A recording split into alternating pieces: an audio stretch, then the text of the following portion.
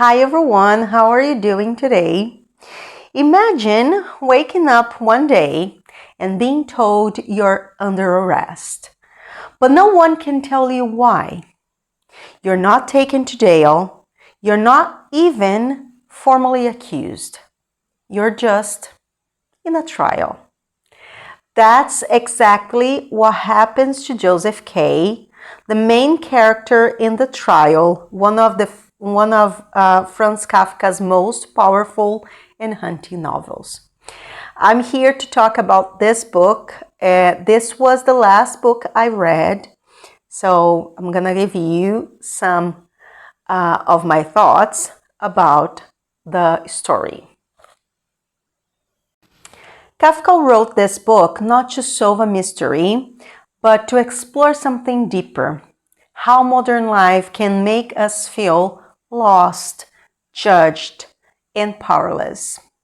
His main goal with the trial is to show how people are often trapped in systems they don't understand. Systems that control their lives without clear rules or logic. These systems can be legal, political, religious, or even psychological. Throughout the story, we follow Josef K as he tries to figure out what he's accused of.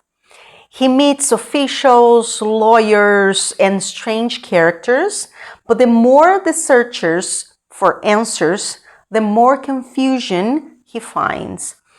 Kafka's message is clear.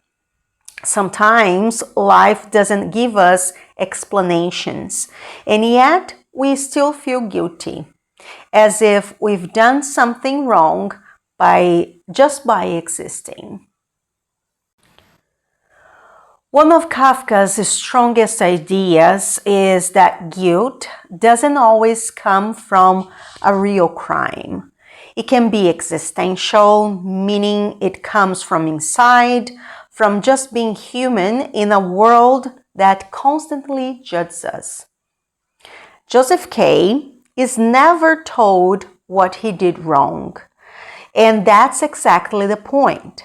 Kafka is showing us how unfair and absurd modern systems can be. Instead of facts and evidence, Kafka uses situations that feel like dreams or nightmares. Conversations go in circles. People speak in vague terms. The court is always somewhere else. It's impossible to reach. All of this creates a heavy, confusing atmosphere that makes you feel what Josef K is feeling: frustration, helplessness, and fear. The book is divided into chapters that follow different moments of Joseph's strange and confusing journey. But don't expect a clear solution or a satisfying answer. That's exactly the point. Kafka wants to feel the absurdity, the tension, and the helplessness.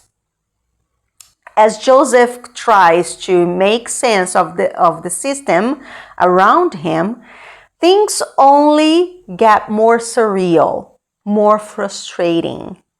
The deeper he goes, the more we realize that this isn't a legal process. It's a reflection of something much bigger. How hard it is to find meaning and justice in a world that doesn't seem to offer either. So, what can we take from this strange, dark novel? Despite being fiction, the trial speaks loudly to our real world.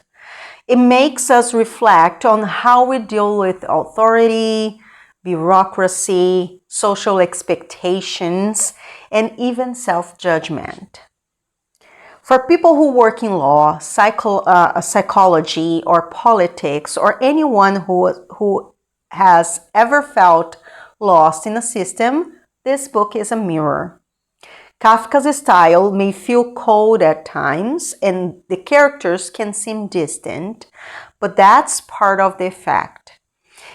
It's meant to be uncomfortable, to wake us up. Some readers might find it frustrating because it doesn't have a clear solution, and that's how I felt. But that's also why it's so powerful. It doesn't try to fix the problem.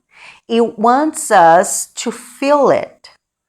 Kafka wrote The Trial in 1914, a time of great political and cultural anxiety in Europe.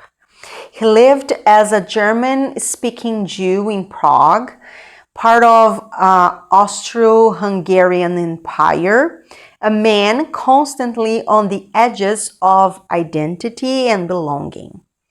That feeling of being out of place runs through the entire novel. And yet the trial is still incredibly relevant today. In a world where we face endless rules, online surveillance, digital systems we don't fully understand, and growing mental health struggles, Kafka's story feels more real than ever. In the end, the trial doesn't offer comfort, but it offers truth. Uncomfortable, poetic, and timeless. Kafka helps us see the world differently, not by giving answers, but by asking the right, impossible questions. I hope you give it a try. It's a wonderful, wonderful book with a wonderful story, despite of the weirdness. So that's it. See you next time. Bye-bye.